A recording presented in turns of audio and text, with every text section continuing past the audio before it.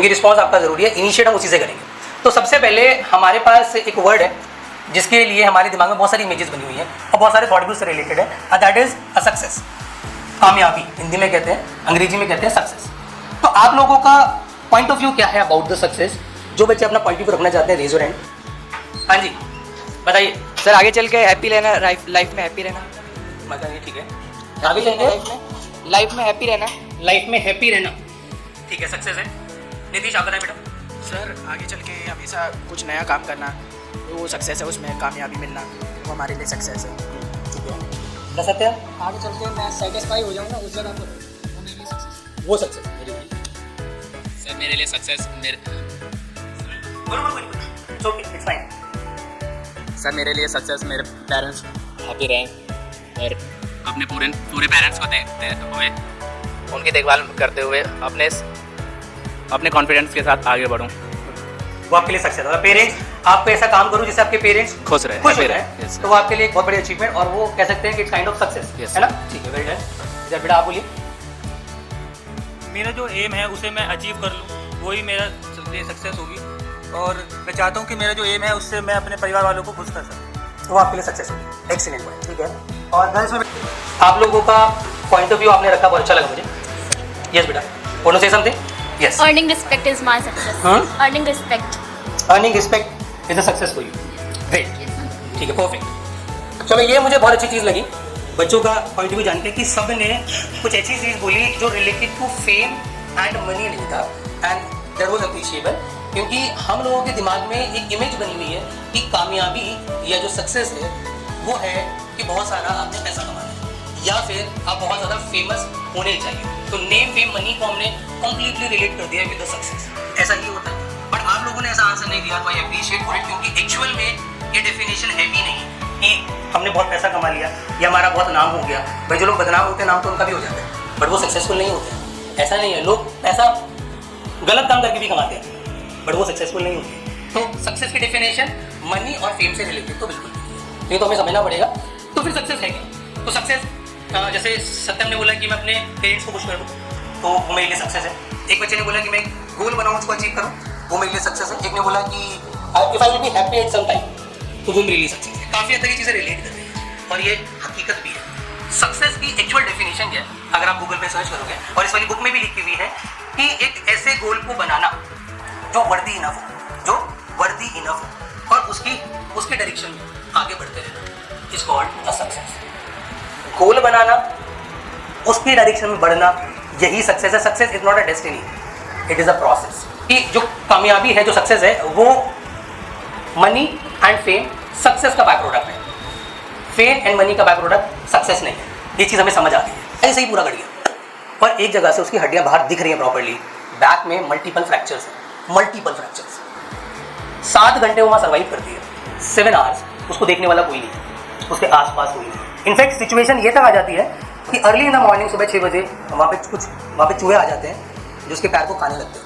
उसका कटा हुआ पैर है, वो कॉन्शियस तो है, उसे पता है क्या हो रहा है उसके साथ, बट उसकी बॉडी में कोई मूवमेंट नहीं थी। कुछ लोगों ने लिखा क्योंकि उसका करियर एंड पे था, इस वजह से उसने अटेम्प्ट किया।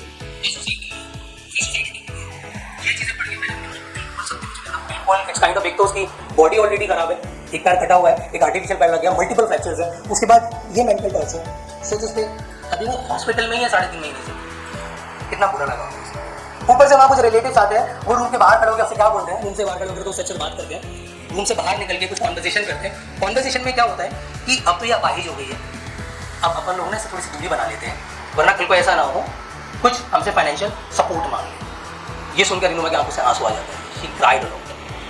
लेकिन उसने ना उस दिन एक डिसीजन बनाया कि ये आखिरी दिन है जिस दिन मैं रो रही हूँ।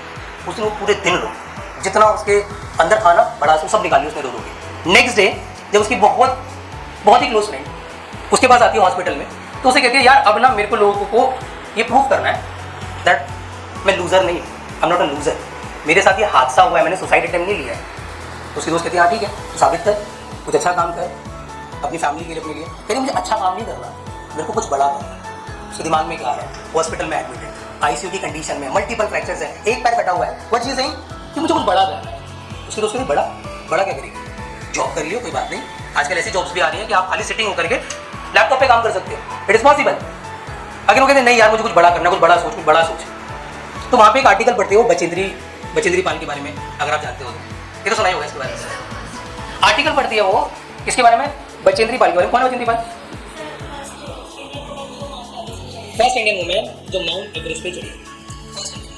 उनके बारे में एक आर्टिकल पढ़ती है और उसके दिमाग में एक आइडिया आता है कि यार मैं ना माउंट एवरेस्ट को क्लेम करूँ। सोचो एक अपाहिज लड़की जिसने कभी माउंट एवरेस्ट देखा तक नहीं है, इसका एक पैर ऑलरेडी आर्टिफिशियल है और दूसरे पैर में हड्डियां तक बाहर आ चुकी है, और शी इज थिंकिंग अबाउट यार मुझे ना माउंट एवरेस्ट को क्लेम करना है। और अपने जब वो दोस्त वाली बात बोलती है तो दोस्त उससे तो कुछ नहीं कहते, लेकिन बाहर आके बहुत मजाक उड़ाती है, इसका दिमाग खराब हो गया, पागल हो गया ये, तेरी माउंट एवरेस्ट यहाँ से वॉशरूम तो इसके बस की नहीं है जाना, और बातें कर रही है कि माउंट एवरेस्ट चढ़ना है। लेकिन भाई शी हैज डिसाइडेड, इसको बोलते हैं तो ये मैंने क्या बोला आपको, फर्स्ट लाइन क्लियर गोल होना चाहिए, you will have to make a clear goal. अब क्या था भाई, यहाँ पे अरुणिमा सिन्हा का गोल क्लियर था कि मेरे को क्या करना है, बड़ा करना है, तो बड़ा करने का सिर्फ एक ही तरीका है, क्योंकि मैं अपाहिज हूँ, लोग मुझे देख रहे हैं मेरी बॉडी को, बट कोई नहीं देख रहा मेरे दिमाग में क्या चल रहा है, नोबडी कैन सी मेरे दिमाग में क्या चल रहा है। उसका अब तो मैं यही किसी को क्लीन करती हूँ। 1 महीने बाद वो डिस्चार्ज होती है। अब उसके बाद अगला स्टेप आता है, इस बुक में लिखा हुआ है, पहला हो गया सेट अ क्लियर गोल, ये मैं समझ आ गया, जैसे कि अरुणिमा सिन्हा ने अपना गोल क्लियर कर लिया। अब उसका डिजायर था, अब वो कब उसका बर्निंग डिजायर बना, उसका बताता हूँ। उसका बर्निंग डिजायर बना, उसके रीजन 2 थे। एक डिजायर होता है हमारा, डिजायर मतलब क्या होता है, काइंड ऑफ इच्छा जो हमारे अंदर रोज उठती है कि हम आज से पढ़ाई करेंगे, बट वो रोज खत्म भी हो जाती है, उसे डिजायर। एक होता है बर्निंग डिजायर, जो एक बार उठा आपके अंदर और उसे कोई खत्म नहीं कर सकता सिवाय एक चीज की, आपकी मौत की। आप मर जाओ तो एक अलग बात है, अगर आप जिंदा हो तो वो बर्निंग डिजायर आपके अंदर रहेगा। तो बर्निंग डिजायर कैसे उठा?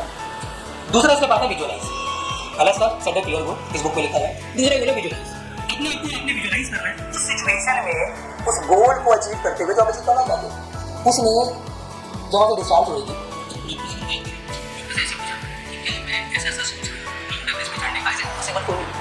डॉक्टर ने कहा अगर आप ऐसे ही चल जाओ ना जमीन पे, that is a very big thing for you. Arunima ऐसा सोचना भी मत। डॉक्टर ने क्या बोला, अरुणिमा ऐसा सोचना भी मत। वो डॉक्टर वहाँ से बोल के चला जाता है, वो अपनी आंखें बंद करती है, वो अपने आप से पूछती है क्या मेरे को ये गोल्स अचीव करना है सच में। जब अपने आप से पूछती है तो वो क्या विजुअलाइज करती है कि वो माउंट एवरेस्ट पे खड़ी है, माउंट एवरेस्ट में उसके हाथ में इंडियन फ्लैग है और उसको ऐसे करके लहरा रही है। उसके दिमाग में इमेज आती है अचानक से, और वो अपने इंडियन फ्लैग को वहाँ लगा रही है माउंट एवरेस्ट में। ये उसने विजुअलाइज किया आधे घंटे, उस अपनी बुक में लिखा है अरुणिमा की अपनी पेशेंट कि वो फ्लैग को लहरा रही है। अब जब वो हॉस्पिटल से डिस्चार्ज हो रही है ना, अब उसका डिजायर नहीं है, अब उसका बर्निंग डिजायर जिसको कोई रोक नहीं सकता। अब उसने सोच लिया, बर्निंग डिजायर भी क्रिएट है, अब उसको एक सपोर्ट चाहिए। हम लोग को लाइफ में एक सपोर्ट चाहिए होता है। देखो हमें नीचे खींचने वाले बहुत होते हैं, हम खुद भी होते हैं, बट कोई एक पर्सन होता है जो अगर वो बात बोल दे कि नहीं तू ये कर सकता है, यू कैन डू इट, तो हम वो भी कर जाते हैं जो हम करने का सपने में भी नहीं सोच सकते। अब उनकी मीटिंग होती है किससे? उनकी मीटिंग बड़ी मुश्किल से वैसे अरेंज हो पाती है। वो मिलने जाती है बचेंद्री पाल से, किससे? और फर्स्ट इंडियन वुमेन जिसने क्लेम किया था माउंट एवरेस्ट, उनसे बात करती है कि बचेंद्री पाल जी मुझे माउंट एवरेस्ट क्लेम करना है। बचेंद्री पाल पहले उसको देखती है, बचेंद्री पाल की आंखों में आंसू आ जाते हैं। क्या हो गया? तो करूँगा से माउंट एवरेस्ट पक्का सोच लिया तुमने? यस मैम, तो उन्होंने कहती है कर दे, माउंट एवरेस्ट को क्लेम कर दे। उन्होंने कहा जी वो कैसे? अरुणिमा पूछती है बचेंद्री पाल से, कहती है अपने दिमाग में, और ये फैक्ट है, इंसान अपनी लाइफ में 2 बार सक्सेसफुल होता है, पता आपके लिए 2 बार बुक में मेंशन है। एक वो अपने दिमाग में सक्सेसफुल होता है, दूसरा दुनिया के साथ। तो दिमाग में तो तू जीत गई, दिमाग में तो तूने माउंट एवरेस्ट क्लेम कर लिया, अब तो दुनिया को दिखाना है भाई, और उसमें थोड़ा टाइम लगेगा। जो पिक्चर तेरे दिमाग में है 1.5 से 2 साल में, 3 साल में दुनिया के सामने आ। बचेंद्री पाल कहती है मैं तुझे ट्रेन करूँगा।